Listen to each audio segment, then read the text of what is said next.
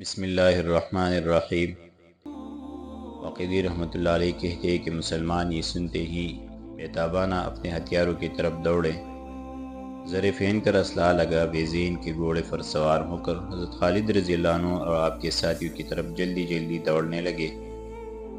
حضرت عبیدہ بن جراح رضی اللہ عنہ گھوڑے پر سوار ہو کر لشکر کے آگے آگے چلے جا رہے تھے کہ اچانک آپ کی نگاہ ایک سوار پر پڑی جو گھوڑا سر پر پٹ دوڑائے تمام لشکر سے آگے اڑا چلا جا رہا تھا۔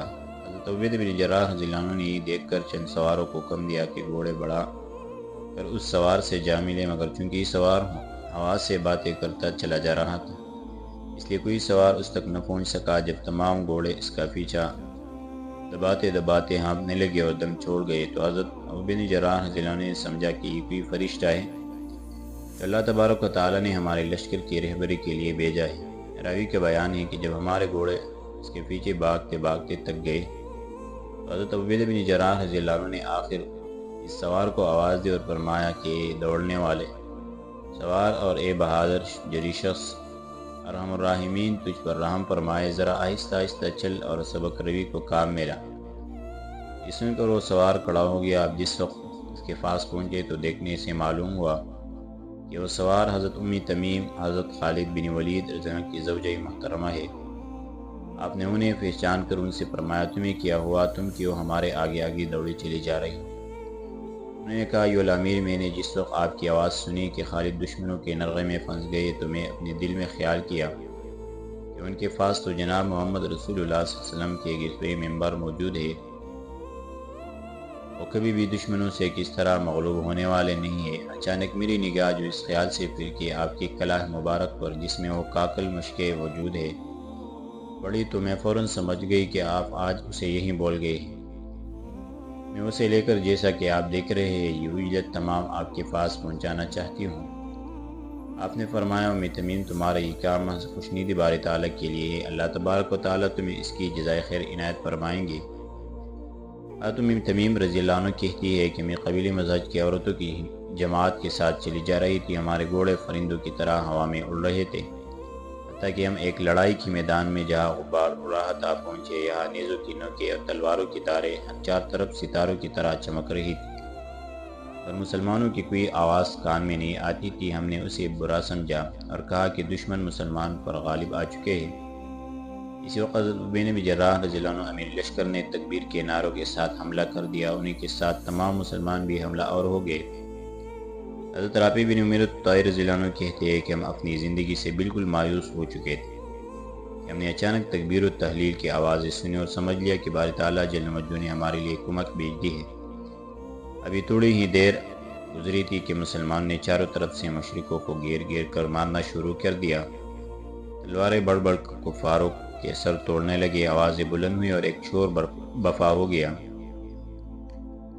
حضرت مصعب بن محارب یشکری زنہ کہتے ہیں کہ میں نے صلیب پرستوں کو دیکھا کہ انہوں نے دم دبا کر باقی شروع کر دیا تھا، اور حضرت خالد بن ولید رضی اللہ عنہ کو دیکھا کہ اب اپنی زین پر نہایت ثابت قدمی کے ساتھ چاروں طرف نظریں دوڑا رہے تاکہ معلوم کر سکے کہ یہ آوازیں کس کی ہے اور کہاں سے آ رہی ہے۔ آپ ہی معلوم کرنے کی کوشش کر ہی رہے تھے کہ ایک سوار گرد و غبار سے نکل کر رومیوں کے چیرتا پالتا ہماری طرف آتا دکھلائی دیا، حتیٰ کہ ان تمام رومیوں کو جو ہمارے گرد مار مار کر ہمارے پاس میدان صاف کر دیا۔ حضرت خالد بن ولید رضی اللہ عنہ فوراً اس کی طرف بڑھے اور دریافت کیا اے بہادر اور شیردل سوار تو کون ہے؟ اس نے کہا یا ابا سلیمان، میں ہوں آپ کی زوجہ بیوی ام تمیم، میں جناب کا وہ کلام مبارک لے کر حاضر ہوں جس سے آج جناب باری تعالیٰ جل مجدہ کی طرف سے توسل ڈھونڈتے اور جس کی وجہ سے درگاہ رب العزت سے مدد نصرت طلب کیا کرتے ہیں، اور اللہ تبارک و تعالیٰ آپ کی دعاؤں کو قبول کرتے اور در اجابت تک پہنچاتے ہیں۔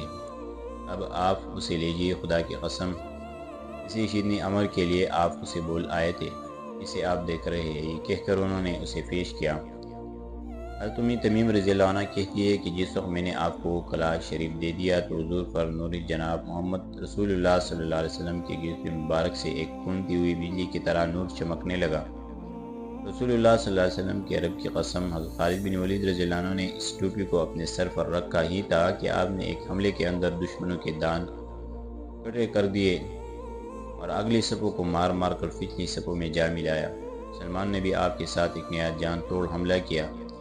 ابھی تھوڑی ہی دیر گزری تھی کہ رومیوں نے پیٹ پھیر کر بھاگنا شروع کر دیا۔ کشتیوں کی پشتیں لگ گئی، زخمیوں اور قیدیوں کی قطاریں بن گئی۔ اصحاب محمد رسول اللہ صلی اللہ علیہ وسلم کے ہاتھ سے ان پر ہر طرف سے ہلاکت چھا گئی۔ سب سے پہلے بھاگنے والوں میں جبیل بن ایہم تھا، اور اس کے پیچھے پیچھے نصرانی عرب۔ کہتے ہیں کہ جب علمبرداران توحید صلیب پرستوں کے تعاقب سے واپس آئے تو حضرت عبیدہ بن جراح رضی اللہ عنہ کے جھنڈے کے نیچے جمع ہوئے۔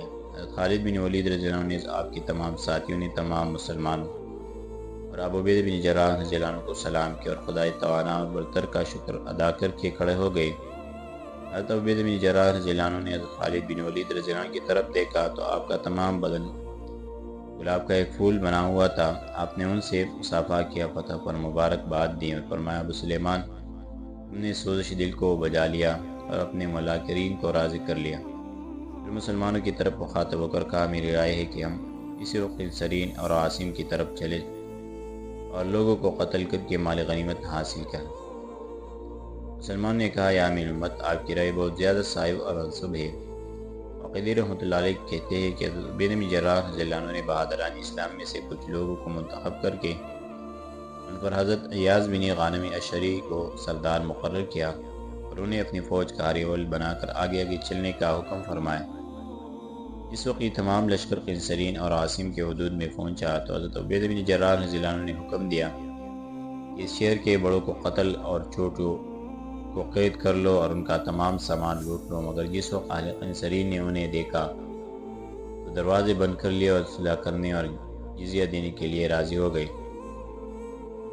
حضرت عبیدہ بن جراح رضی اللہ عنہ نے بھی اسے منظور کر لیا اور ایک صلح نامہ مرتب کر کے جس میں ہر بالغ اور جوان شخص پر حضرت عمر رضی اللہ عنہ کے حکم کے بموجب 4 دینار اور اگر دینار نہ ہو تو 48 درہم مقرر تھے ان کے حوالہ کر دیا۔